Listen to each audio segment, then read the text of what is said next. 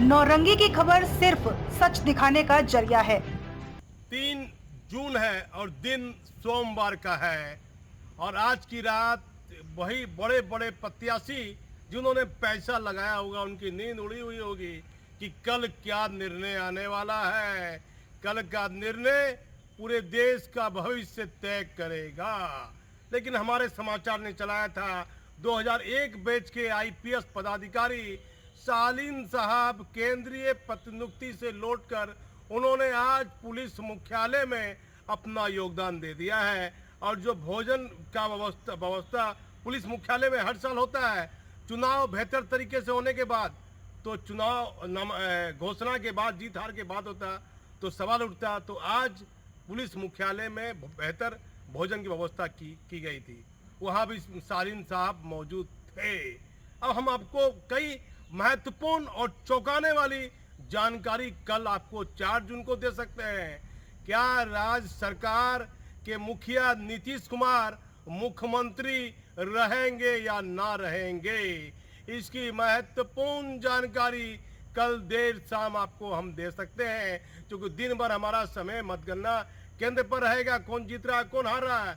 लेकिन चुनाव आयोग को ध्यान देना होगा। 19 अप्रैल को पहला मतदान शुरू हुआ था, 19 अप्रैल को आचार संहिता लागू हुई और पूरे हिंदुस्तान में जहां जहां चुनाव में सरकारी कर्मचारी की मौत हुई है, चुनाव ड्यूटी के दौरान मौत हुई है, कम से कम 1 करोड़ रुपए की मुआवजा राशि चुनाव आयोग को देनी चाहिए या राज्य सरकार को देनी चाहिए, केंद्र सरकार को देनी चाहिए। नहीं तो चुनाव आयोग के जिम्मेदार पदाधिकारी को 1 करोड़ रुपए की राशि, जो चुनाव में सरकारी कर्मचारी चुनाव के दौरान जिनकी मौत हो गई है, बताया जाता है, हमारे पास जो आंकड़ा है कि 36 सेफ जवान मिलाकर 36 पुलिस कर्मियों की मौत पूरे बिहार में बताया जाता है कि चुनाव के दौरान हुई है। हमारे पास आंकड़ा है कि 36 पुलिसकर्मी की मौत चुनाव में ड्यूटी के दौरान हुई है। तो चुनाव आयोग के जिम्मेदार पदाधिकारी को, यदि प्राइवेट व्यक्ति को रखा है, अनुकंपा पर है, तो उनको भी मुआवजे की राशि सामान्य दृष्टिकोण से मिलनी चाहिए।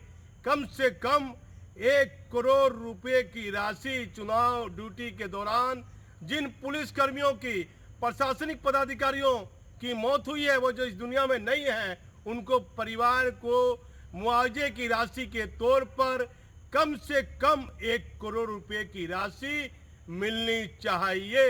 इस मामले को चुनाव आयोग गंभीरता से ले।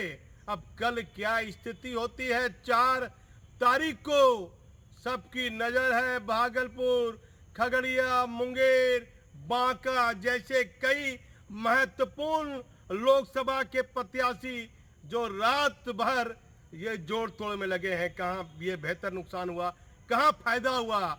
लेकिन चुनाव आयोग को ध्यान देना होगा। प्रशासनिक पदाधिकारी और पुलिस कर्मियों ने जिस तरह से बेहतर ड्यूटी चुनाव के दौरान की है और उनकी मौत हो गई है, तो उनके परिवार को 1 करोड़ की मुआवजे की राशि मिलनी चाहिए। आप हमारे चैनल पर बने रहिए।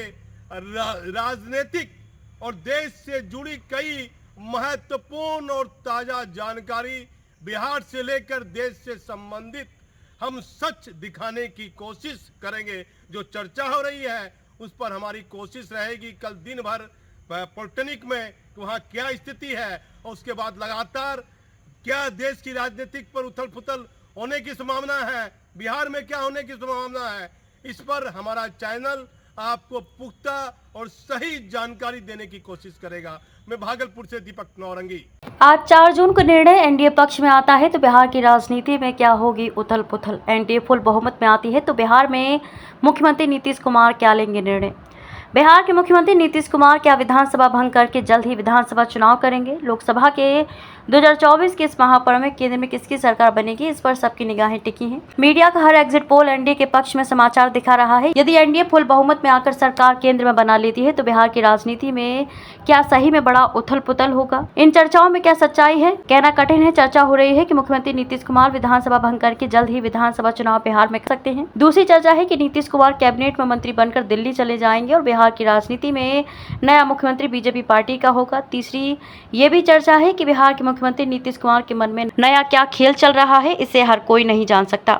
जो कि नीतीश कुमार को बिहार की राजनीति में चाणक्य की उपाधि भी आम लोग बोलचाल की भाषा में बोलते हैं। बिहार के मुख्यमंत्री नीतीश कुमार को राजनीति में काफी तेज तर्रार भी माना जाता है। ऐसी स्थिति में मुख्यमंत्री नीतीश कुमार क्या राजनीतिक खेल खेलेंगे, इससे हर कोई वाकिफ नहीं हो सकता। लेकिन बताया जाता है कि एनडीए सरकार केंद्र में आती है तो बिहार में आने वाले दिनों में बीजेपी पार्टी से नया मुख्यमंत्री बिहार में बन सकता है। मतगणना के बाद क्या अंतिम निर्णय आता है, इसकी जानकारी हम आपको सही समय पर सही खबरें मतगणना केंद्र से देते रहेंगे। आप हमारे चैनल पर बने रहिए और बिहार की राजनीति में क्या नया भूचाल आएगा, इसको जानने के लिए हमारे चैनल देखते रहिए।